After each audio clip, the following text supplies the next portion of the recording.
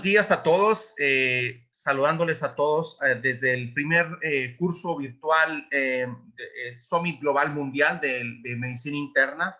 Quisiera agradecer la invitación del Comité Científico, el doctor Cabrera Rayo, por la amable invitación a poder coordinar el día de hoy, en esta mañana, nuestro simposio de trombosis clínica y anticoagulación, en la cual el día de hoy tenemos unos invitados de lujo, excelentes, de primer nivel, en el cual me honro en presentarlos. El primer ponente esta mañana me voy a honrar el gusto de presentar a todos ustedes a la doctora Susan Khan. La doctora Khan es internista, tiene un máster en maestría en ciencias en epidemiología clínica enfocado a tromboembolismo venoso. Ella hizo su escuela de medicina en la Universidad de McGill, hizo su residencia en medicina interna en la Universidad de McGill, posteriormente hizo su máster en maestría en ciencias en Johns Hopkins University. Ella actualmente es fundadora y directora del Centro de Excelencia de Trombosis y Cuidados en Anticoagulación en el Hospital General de los Judíos en Montreal, Quebec, Canadá. Fundó la beca de McGill Thrombosis Fellowship, del cual fue directora del 2007 a la fecha. Es codirectora de la red CanVector, financiada por los Institutos Nacionales de Salud de Canadá, una red canadiense de investigación y capacitación enfocada en tromboembolismo venoso. Tiene una cátedra de investigación de Canadá nivel 1 en tromboembolia venosa. Ha publicado más de 300 artículos indexados en el campo de la tromboembolia venosa. En el 2017 fue nombrada Grand Nom de la Médecine du Québec por la Federación de Especialistas, de Médicos Especialistas en la provincia de Quebec, Canadá. En 2018 fue nombrada copresidenta del Congreso del International Society on Thrombosis and Hemostasis, el ISTH, que en el futuro se va a celebrar en Montreal, Canadá, en el 2023, y en el cual se espera que atraiga más de 8,000 científicos de todo el mundo. Y además, pues ella fue mi mentora y una de las profesores a rol modelo a seguir durante mi entrenamiento en trombosis y hemostasia. Ella nos va a dar la ponencia titulada Highlights from the American Society of Hematology on Venous Thromboembolism Guidelines, Update in Medical Thromboprophylaxis.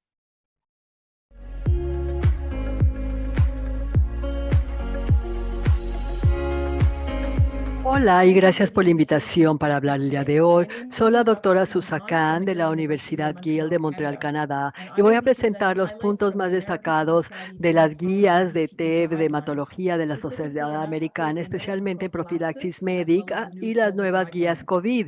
Y tengo la oportunidad de ser miembro del panel de cada una de las guías. Estas son mi declaración de conflictos de interés. La Sociedad Americana de Hematología y sus guías para manejar tromboembolismo venoso, profilaxis para hospitalizados y no hospitalizados se publicó en Blood Advances como un documento abierto en 2018 y quiero reconocer que las guías dirigidas por Mary Cushman y también Ohonger Suneman y todos los autores de las guías aparecen en esta diapositiva. El grupo de pacientes que se atienden en esta guía incluyen pacientes graves, aquellos hospitalizados por enfermedades médicas, los pacientes en estado crítico que tienen enfermedades potencialmente mortales en la UCI, pacientes crónicos, aquellos con enfermedades que pueden tener en el cuidado a largo plazo y aquellos que viajan largas distancias, pero en el tiempo corto de hoy hablaremos nada más de los dos primeros grupos de pacientes, pero los invito a leer nuestras guías si tienen dudas acerca de los otros dos grupos. Algo de antecedentes, sabemos que TEV en pacientes hospitalizados es muy común. La mitad de los eventos ocurren debido a la hospitalización por cirugía o por enfermedad médica. El 40% de aquellos hospitalizados tienen 3 o más factores de riesgo para TEV y estos incluyen cáncer, edad, TEV anterior, líneas centrales o inmovilidad. Y también sabemos que el aumento en riesgo de trombosis en pacientes hospitalizados puede persistir hasta 60 días después después de dados de alta. Y esto tiene relevancia para cuando hablemos más adelante de profilaxis ampliada después de dar de alta al paciente. ¿Quién tiene riesgo de TB en el hospital? Sabemos que los pacientes hospitalizados son poblaciones heterogéneas y ha habido evaluaciones y modelos de evaluación de riesgos, RAMS, que se han desarrollado y algunos validados para identificar pacientes hospitalizados con alto riesgo de TEP.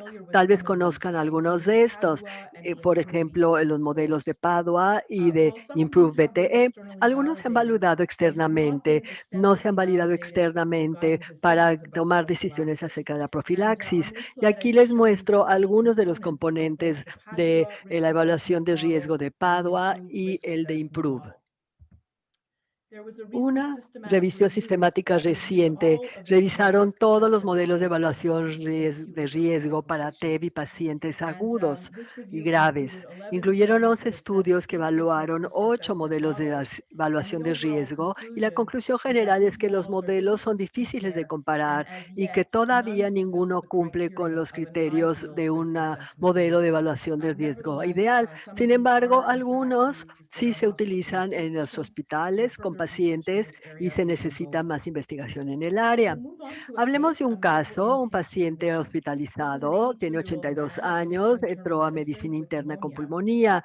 Su historial médico incluye una TEB provocado hace 15 años, así como las otras enfermedades que aparecen aquí. Sus medicamentos son los que toma y se le trató con antibióticos y oxígeno y no camina en la sala bien porque tiene disnea y debilidad generalizada.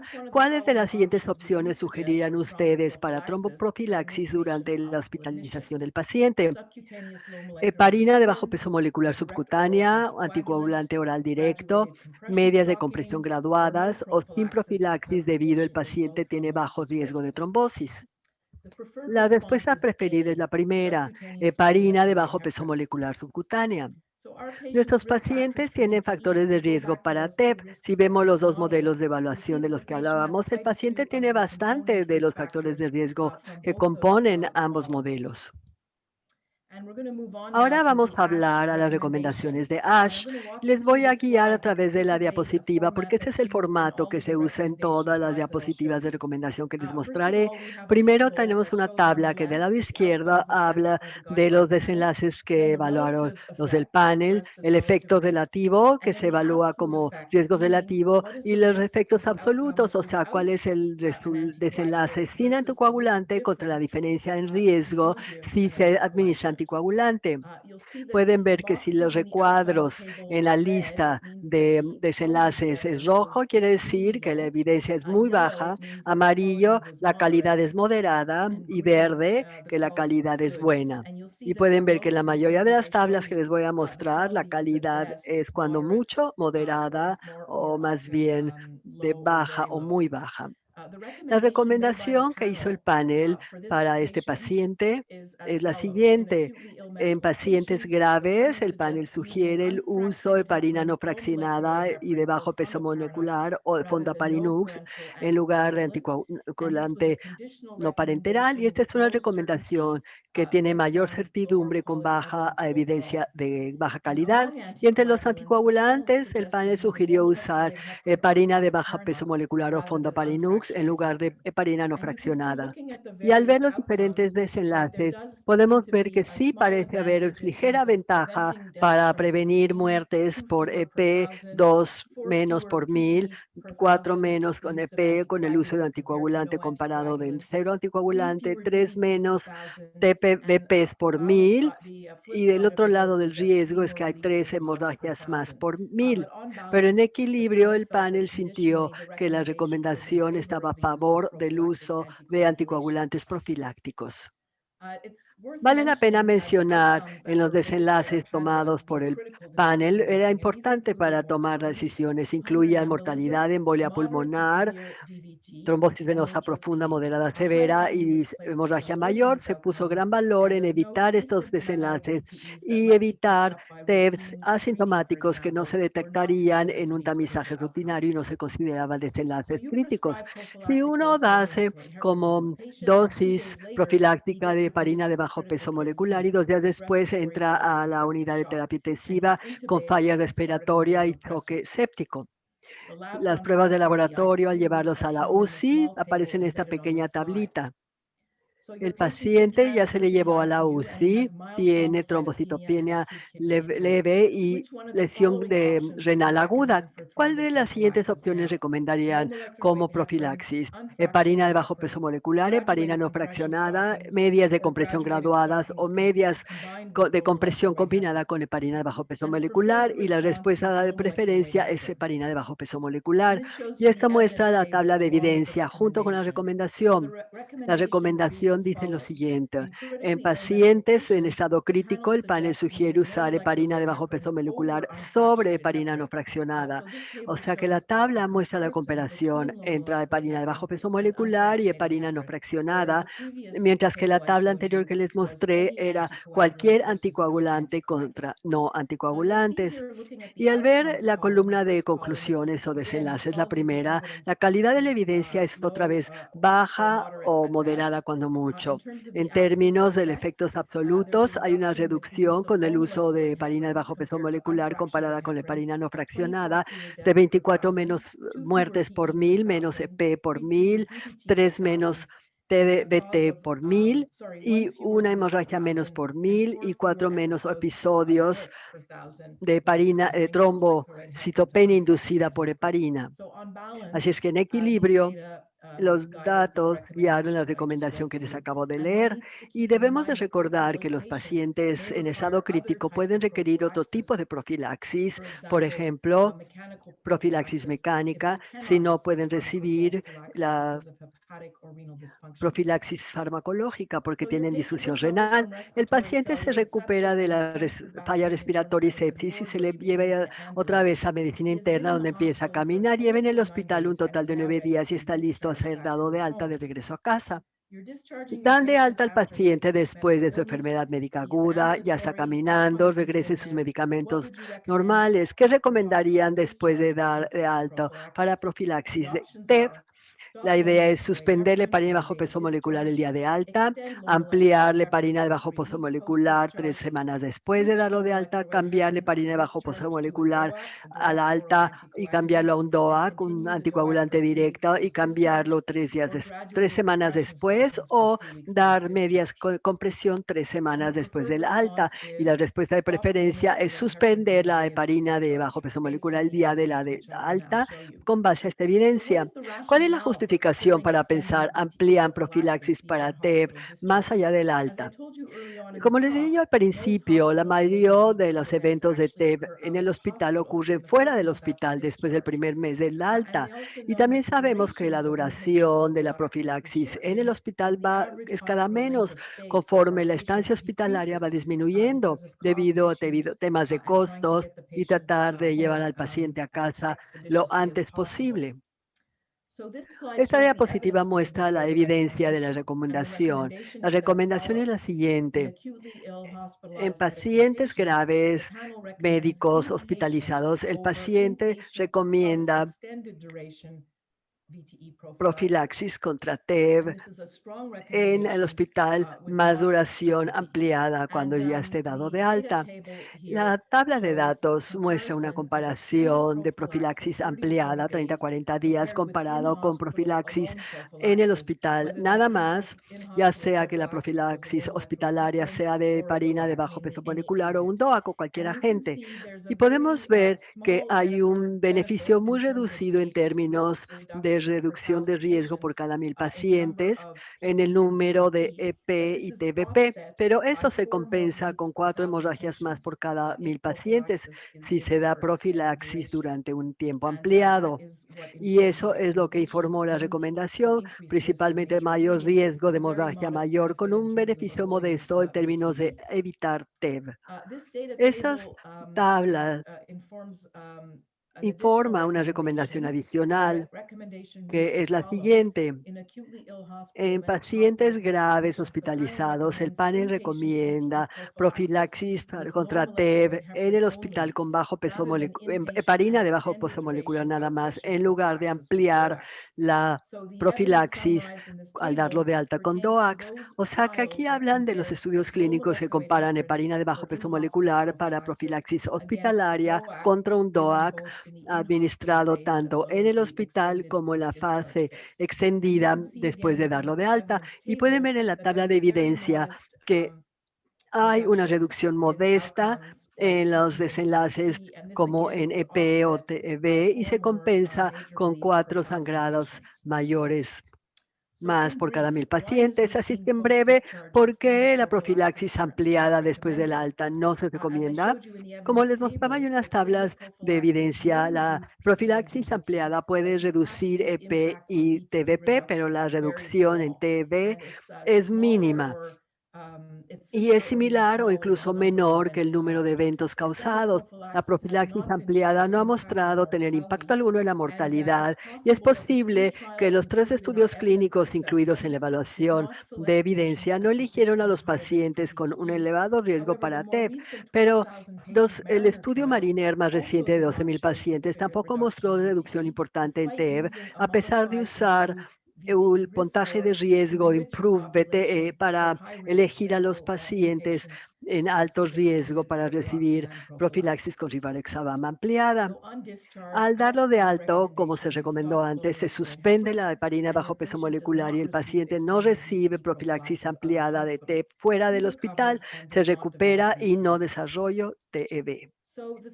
El resumen de las recomendaciones para profilaxis de pacientes hospitalizados y no hospitalizados, y noten que debido a la duración de la plática no pude revisar todas las recomendaciones a las que llegamos, pero esto resume el hecho que las recomendaciones fuertes incluyeron dar profilaxis TEP farmacológico en pacientes graves o en estado crítico con un riesgo de hemorragia aceptable, usar profilaxis mecánica cuando el riesgo es inaceptable y recomendar el uso de DOAC durante la hospitalización y en contra ampliar la profilaxis después de dar de alta del hospital en pacientes médicos.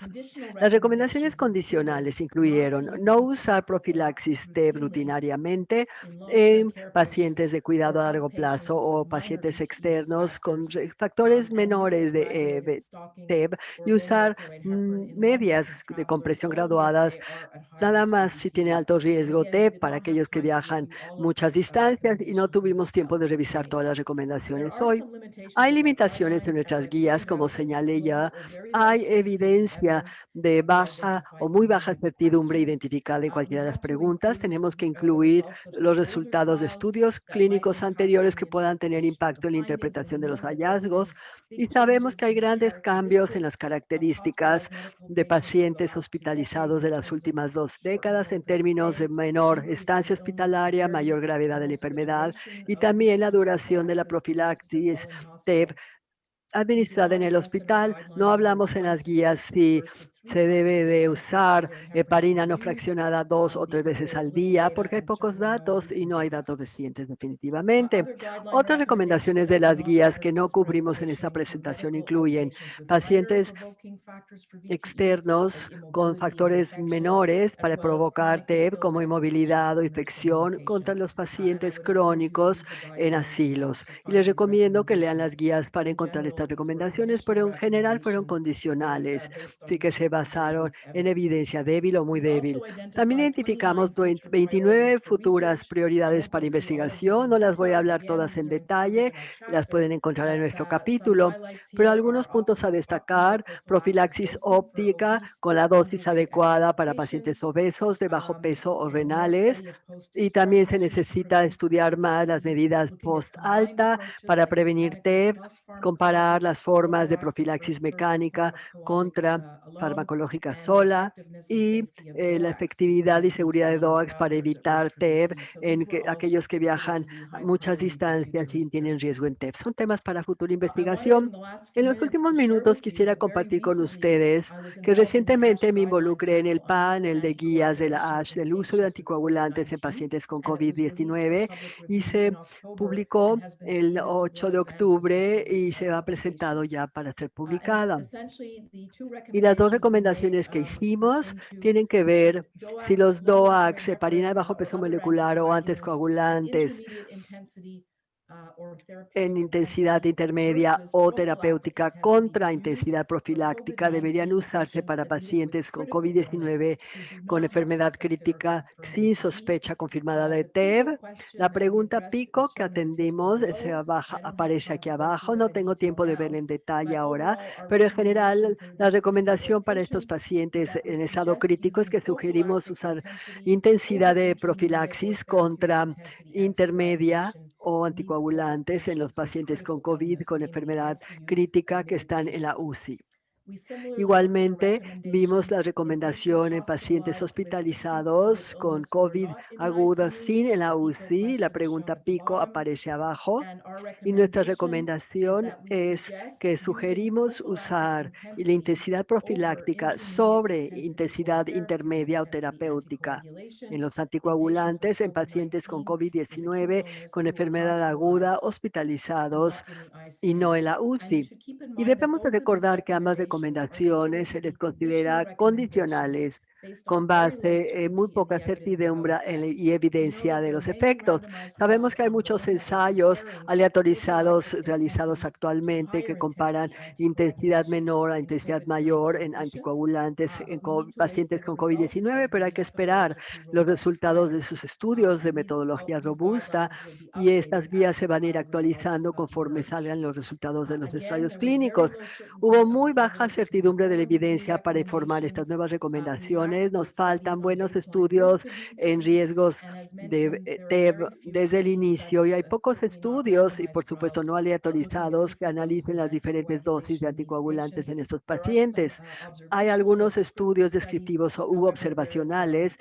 Sin embargo, sentimos que hay mucha confusión en los estudios y falta de detalles en términos de intensidades de anticoagulantes a usar. Finalmente, quiero dar reconocimiento a los miembros del equipo de las guías de ASH, el equipo de Knowledge Synthesis, el centro McMaster University Grey, que desarrollan las guías y pueden saber más de las guías de ASH BTE, incluyendo las de COVID, si van a esta página de internet que muestro aquí. Les agradezco muchísimo su atención y que tengan muy buen día. Muchísimas gracias, doctora Camp, por una excelente y fabulosa ponencia el día de hoy. Agradecemos muchísimo su tiempo y me voy a permitir presentar a nuestro segundo speaker, que es también de lujo. Voy a presentar a continuación al doctor Scott Buller. El doctor Buller es médico cirujano, es internista, egresado de la Escuela de Medicina de la Universidad de Northwestern en Chicago en el 2000. Él completó su entrenamiento de medicina interna en la Universidad de Utah y posteriormente se desempeñó como jefe de residentes del 2003 al 2004. El doctor Buller es fellow del American College of Physicians y fellow del American College of Chest Physicians. Actualmente él se desempeña como jefe del departamento de medicina del Hospital Intermountain Medical Center en Salt Lake City, Utah. Él es profesor de medicina del Intermountain Medical Center y de la Facultad de Medicina de la Universidad de Utah.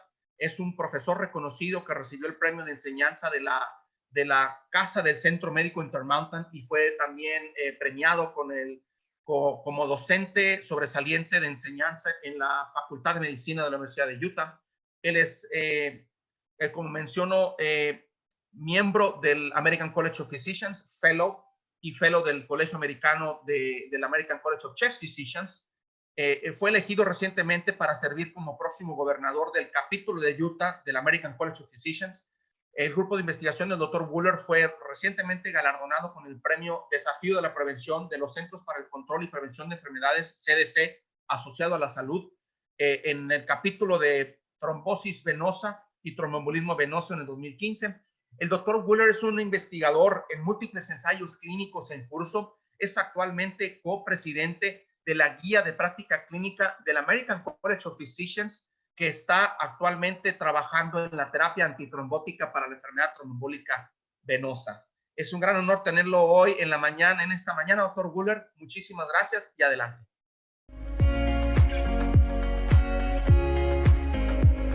Muchas gracias por la amable invitación para participar el día de hoy y hablar al Colegio Mexicano de Medicina Interna en el 43º Congreso Nacional de Medicina Interna y Cumbre Global de Medicina Interna. Quiero agradecerles a ustedes y especialmente al doctor Porres por la invitación de estar aquí hoy.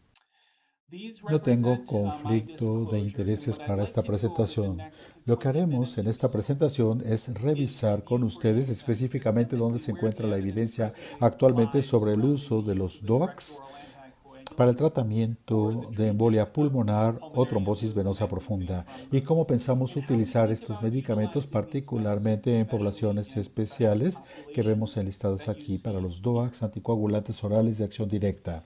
En 2016, el Colegio Americano de Médicos del Tórax dio la primera declaración de orientación a través de un panel donde se sugería utilizar un medicamento diferente a un antagonista de la vitamina K como warfarina para el tratamiento rutinario de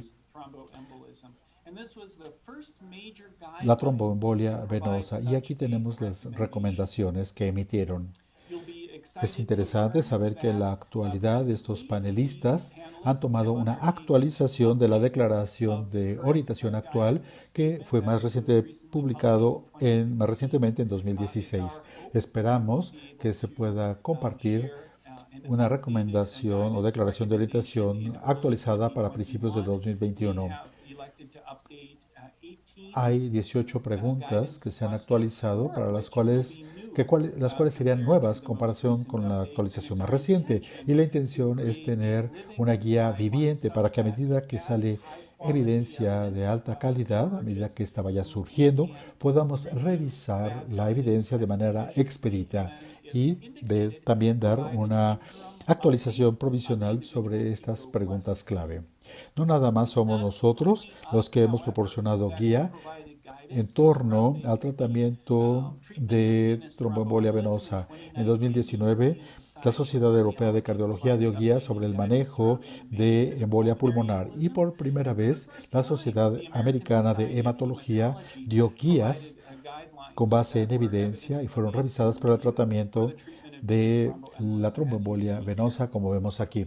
Cuando pensamos en tratar a los pacientes con tromboembolia venosa y particularmente la guía actual que sugiere elegir un DOAC anticoagulante oral de acción directa contra un antagonista de la vitamina K, la primera pregunta que tenemos que hacer es, ¿quién sería un candidato para revisar esta nueva terapia?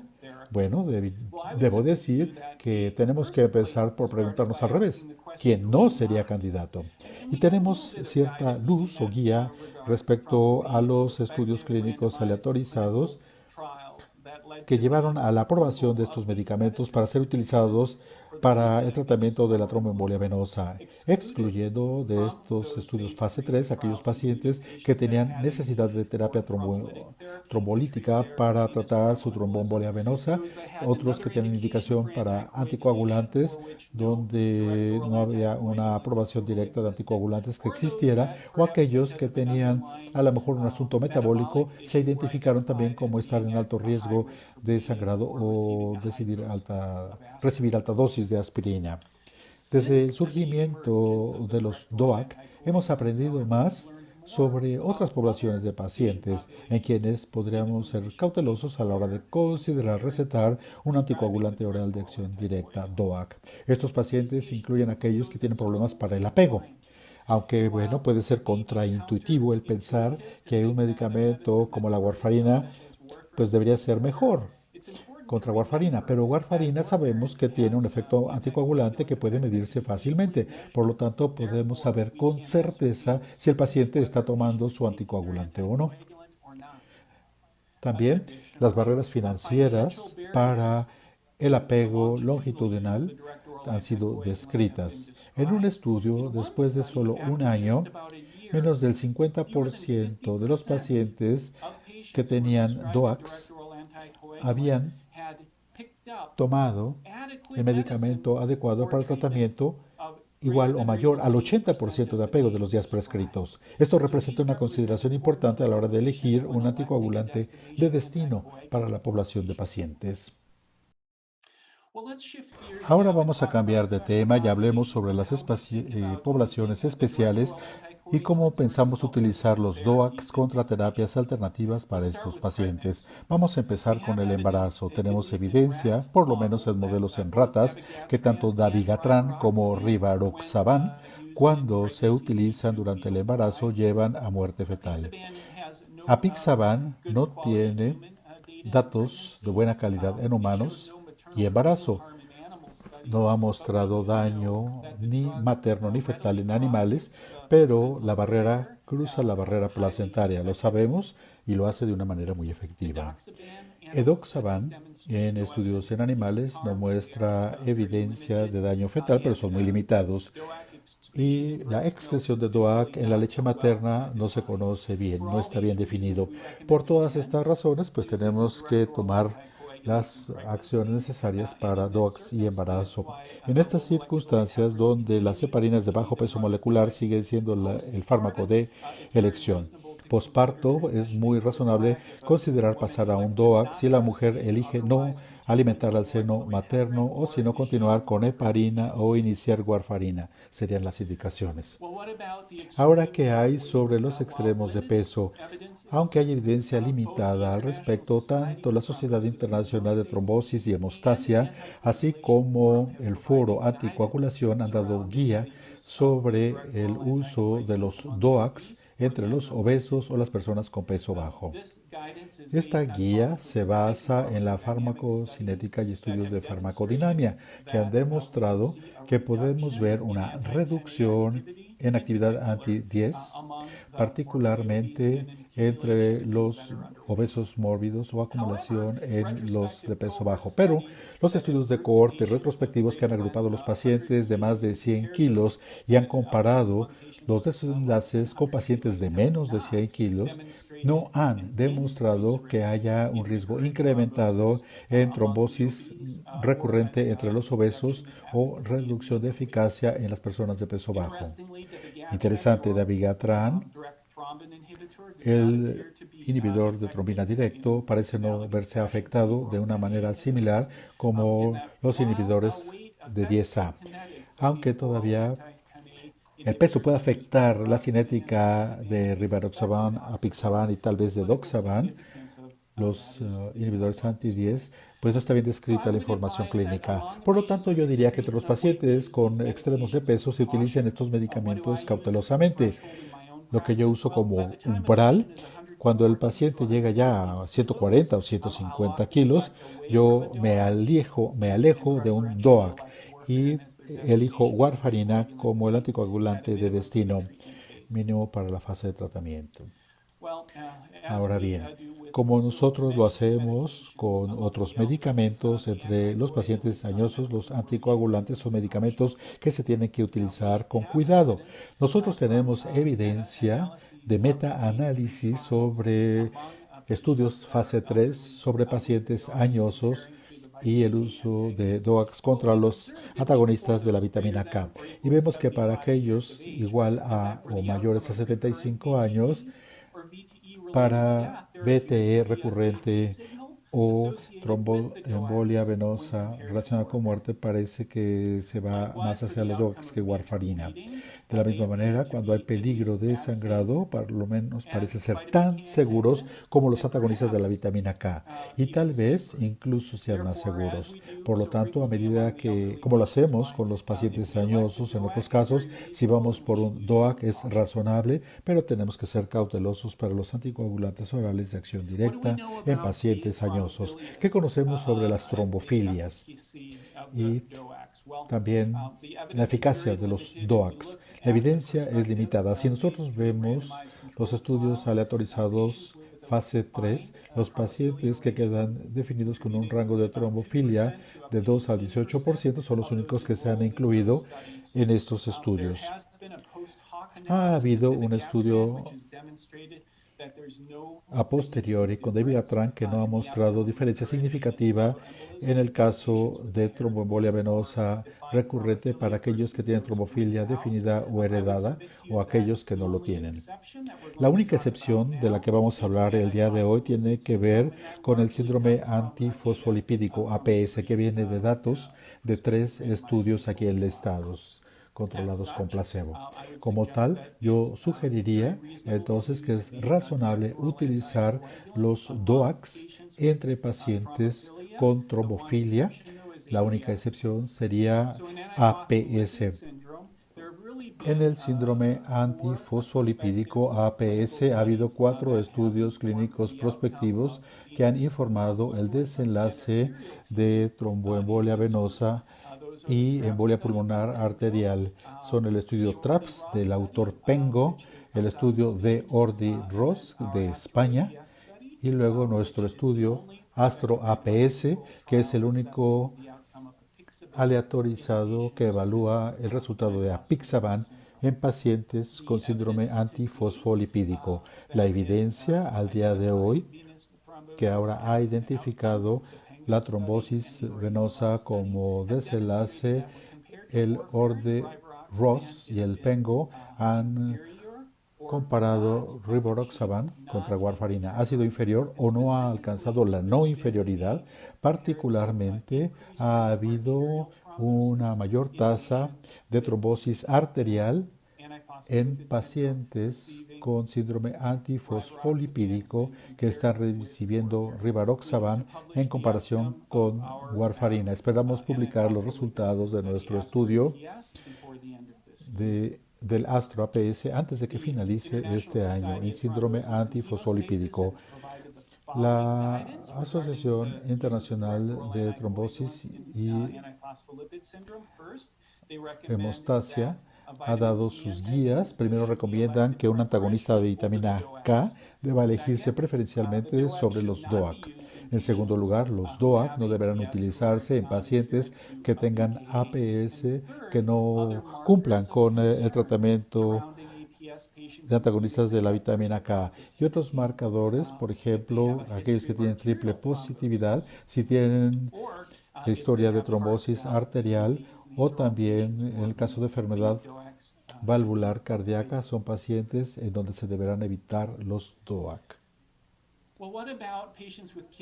¿Y qué hay sobre los pacientes con enfermedad renal? Resulta importante, los pacientes con estadio 4 o estadio 5 de insuficiencia renal crónica terminal fueron excluidos del estudio aleatorizado. Por lo tanto, la evidencia que tenemos en relación con su uso en esta población de pacientes básicamente tiene que ver con datos retrospectivos. La farmacocinética, la farmacodinámica de los DOAC varían. Por lo tanto, queremos ser cuidadosos antes de considerar utilizarlos. Parece que apixaban sería el DOAC menos dependiente de la función renal o que tiene una eliminación confiable. Y ha habido estudios retrospectivos como aquellos que he mencionado aquí, que muestro aquí, en donde demuestran que entre los pacientes que recibieron apixaban en comparación con warfarina, la tasa de recurrencia de trombosis venosa fue similar y sangrado mayor. Los índices parece que son favorables. Hay que reconocer los trabajos asociados con estos estudios retrospectivos. Sin embargo, la evidencia sugiere que tal vez apixaban podía ser un candidato para tratamiento de estadio 4, 5, 6 en insuficiencia renal crónica terminal para pacientes con tromboembolia venosa. Una aprobación regulatoria puede existir para apixaban para el tratamiento de tromboembolia venosa en pacientes con insuficiencia renal crónica terminal. Primero hay que considerar warfarina para los pacientes con este tipo de insuficiencia, aunque potencialmente elegir apixaban en un subgrupo de estos pacientes cuando se ha tenido que tomar la decisión en cuanto a riesgos y beneficios, suposiciones que parecen ser razonables. Si 2020 ha sido un año particularmente retador, Sabemos que hay nueva evidencia, a pesar de ello, sobre la efectividad de los anticoagulantes orales de acción directa para tratar trombosis asociada con cáncer. Un estudio con casi 3.000 pacientes fue publicado para el desenlace de tromboembolia venosa recurrente. Cuando se toma todo en cuenta, parece ser que los DOAC aportaban una reducción del riesgo de 38% para trombosis recurrente. Si vemos este diagrama de Forest, podemos apreciar que esto acabó siendo un desenlace significativo.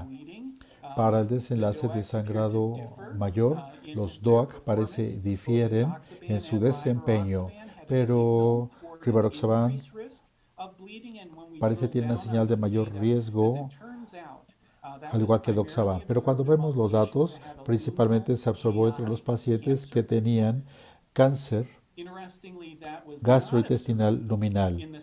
Esto, interesantemente, no se observó en el ambiente de la administración, por el contrario, de apixaban. Los autores de este metaanálisis sugieren que en los pacientes con trombosis asociado a cáncer, los inhibidores 10A parecen reducir el riesgo de tromboembolia venosa sin un riesgo significativo de sangrado comparativo con heparina de bajo peso molecular. Pero diría yo que para aquellos que tienen malignidad gastrointestinal luminal, apixaban parece que tiene una menor tasa de sangrado mayor en el tracto gastrointestinal contra rivaroxaban o edoxaban a través de esta comparación que se ha hecho de manera indirecta. Por lo tanto, hoy en 2020 yo sugeriría que los DOACs representan una alternativa a la heparina de bajo peso molecular para los pacientes con trombosis asociada a cáncer. Sabemos que la población especial de tromboembolia venosa no podría estar completa esta plática si no reconociéramos el rol que desempeña la COVID-19 para promover trombosis. El mecanismo de acción no se ha entendido por completo, pero creo que es algo fascinante. La COVID-19 parece llevar a daño de monocitos y linfocitos y muerte de ellos.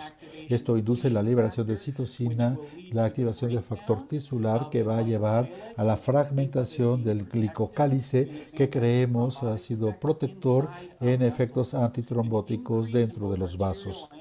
Un incremento en trombosis venosa y arterial se ha observado en los pacientes con COVID-19 y esto representa otros marcadores clínicos, tal vez de mayor riesgo de desarrollar, por ejemplo, altos niveles de dímero, un puntaje de coagulopatía inducido por sepsis, trombocitopenia, y parece que lo muestra la curva roja en la UCI, tiene mayor riesgo de desarrollar tromboembolia venosa contra aquellos que se manejan en el pabellón. ¿Alguna guía ha surgido sobre cómo manejar a estos pacientes?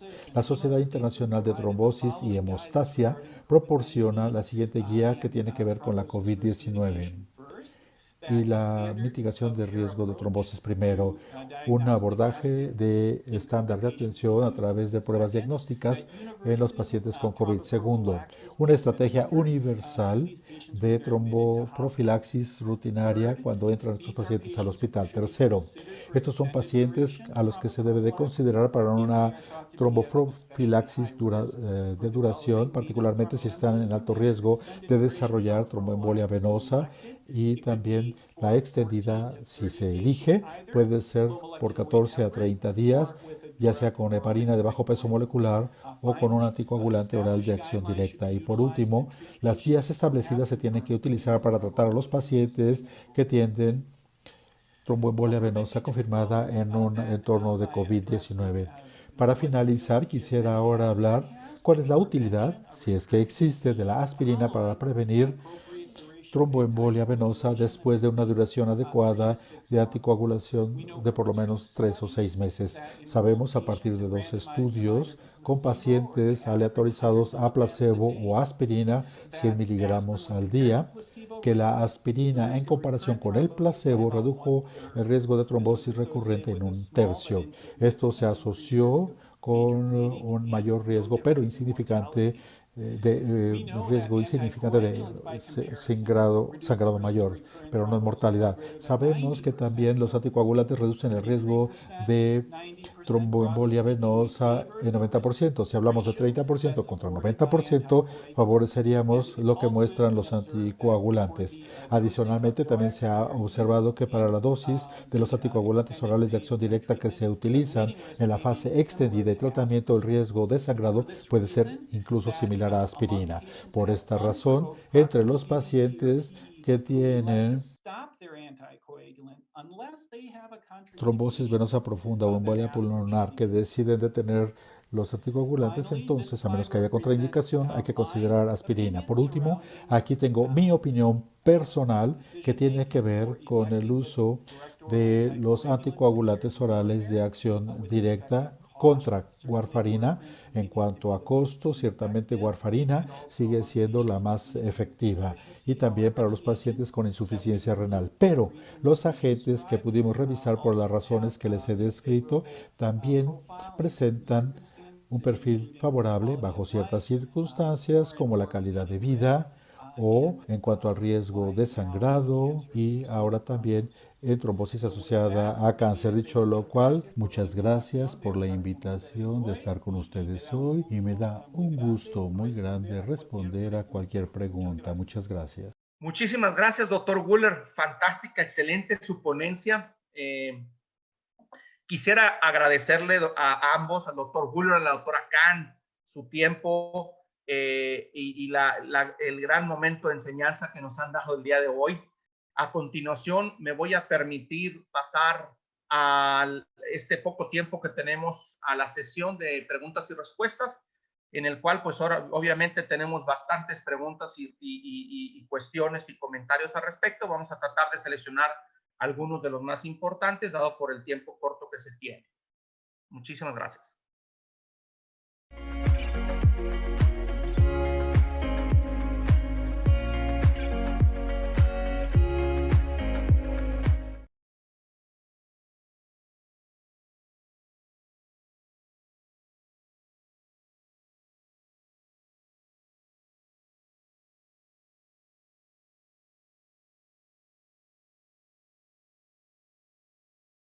Preguntas que tenemos aquí en el foro. La primera de ellas sería, ¿cuál sería su opinión del uso de los anticoagulantes orales directos en el contexto de COVID-19?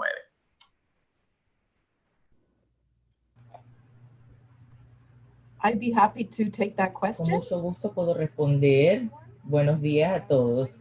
Muchas gracias por invitarme a esta conferencia maravillosa. Y quizás el doctor Waller quisiera también responder posteriormente. En la actualidad yo diría que el papel de los DOACs en términos de la prevención del tromboembolismo venoso y otros eventos tromboembólicos es incierto. Ciertamente hay muchas preguntas si los DOACs pueden utilizarse o no, pero quiero resaltar que existen algunos estudios aleatorizados internacionales grandes a punto de comenzar, algunos ya han iniciado, comparando, por ejemplo, en la fase post-alta de pacientes de COVID, si los DOACs se pueden utilizar para prevenir el tromboembolismo venoso y si deberíamos estar usando una dosis baja de DOACs versus una dosis estándar y en algunos casos comparador con agentes antiplaquetarios también. Así es que por lo menos en mi propia práctica, hasta que no tengamos más datos, de rutina no utilizamos DOACs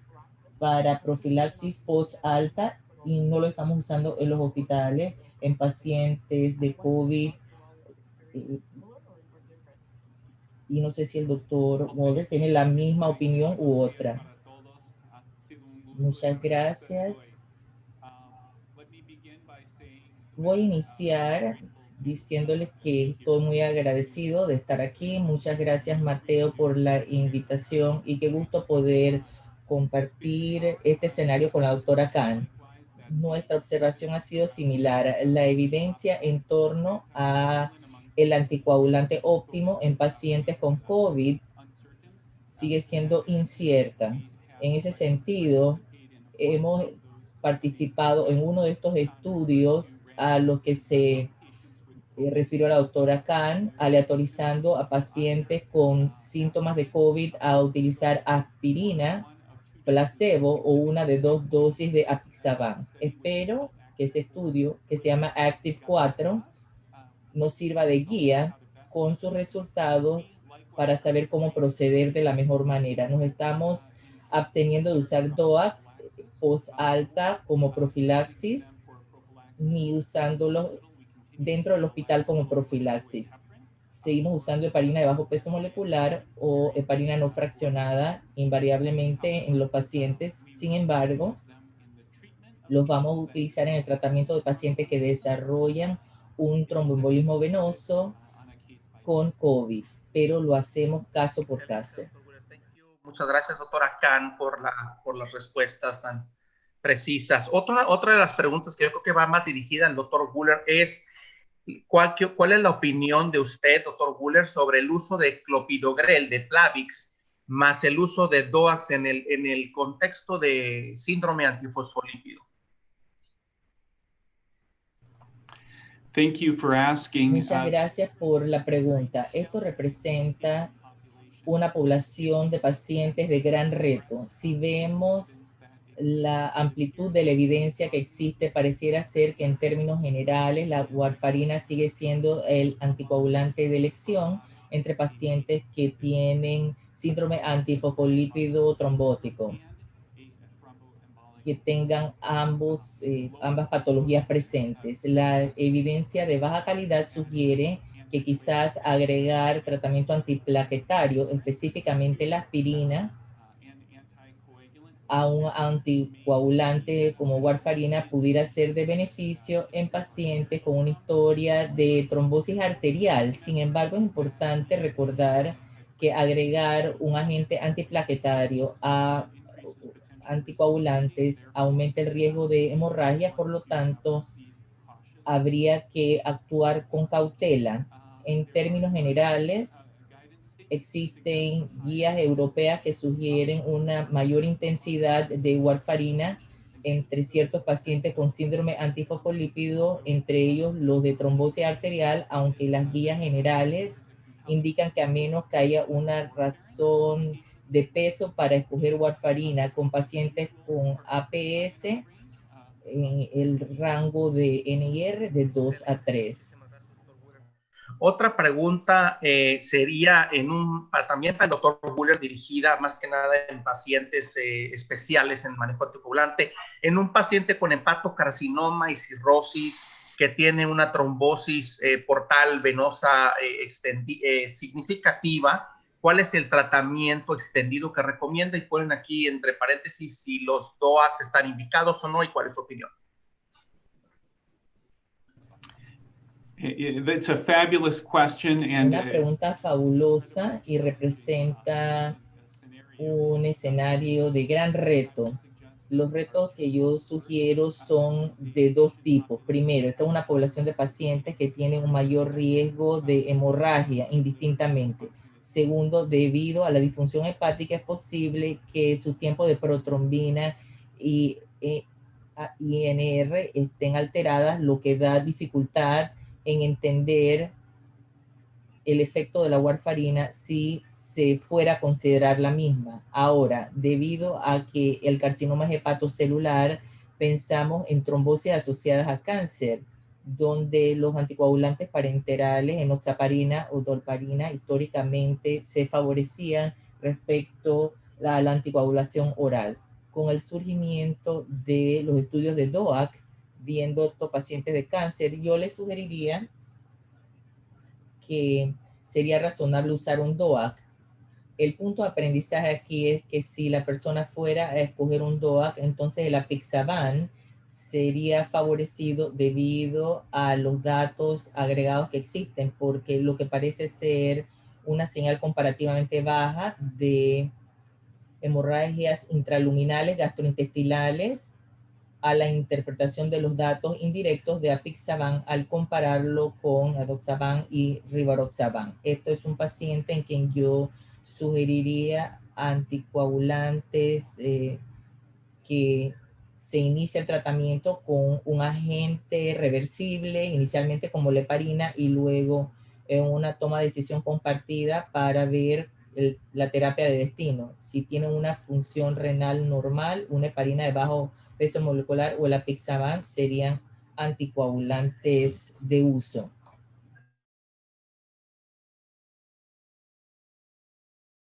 ¿En qué situaciones particulares ella consideraría dar tratamiento tromboprofiláctico extendido en el contexto de COVID? Y la otra que va muy de la mano es cuál es el marcador en COVID-19, el mejor marcador que ella recomienda para la presentación de trombosis venosa, por ejemplo, ocultas en el contexto de COVID-19, en la opinión de la doctora Khan, por favor. So in terms of extended prophylaxis, en cuanto a la profilaxis extendida en pacientes con COVID-19, nuevamente pienso que se debe hacer un juicio caso por caso en ausencia de estudios aleatorizados controlados que arrojen datos.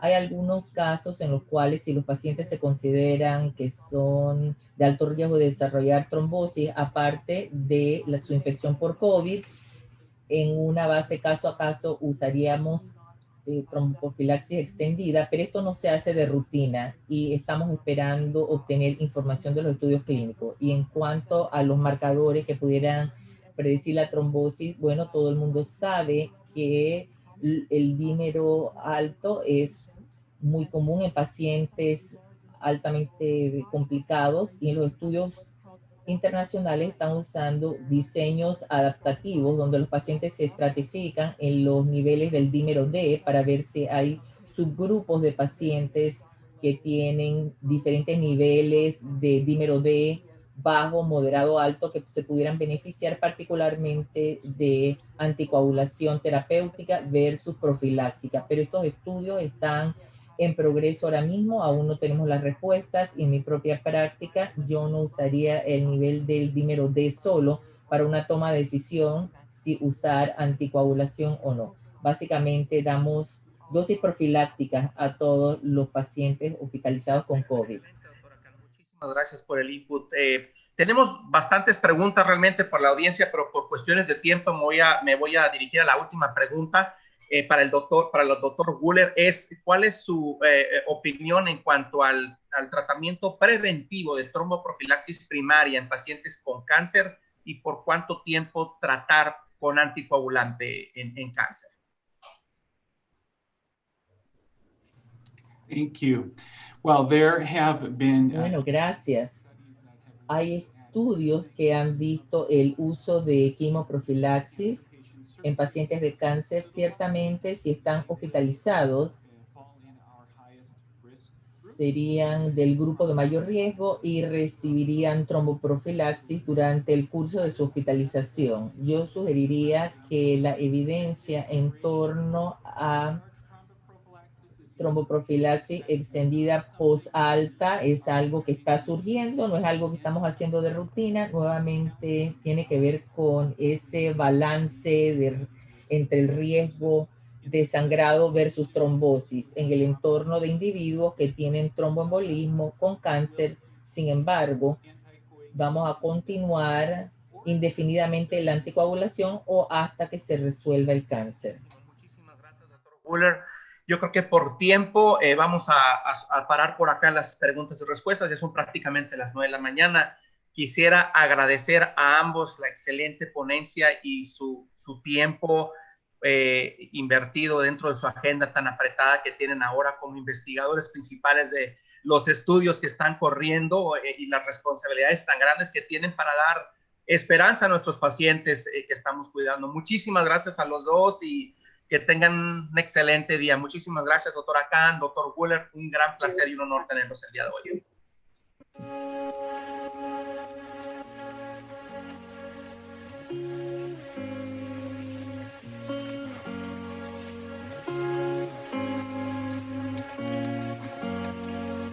organizado por SIG Mundiales, una empresa de Grupo Destinos.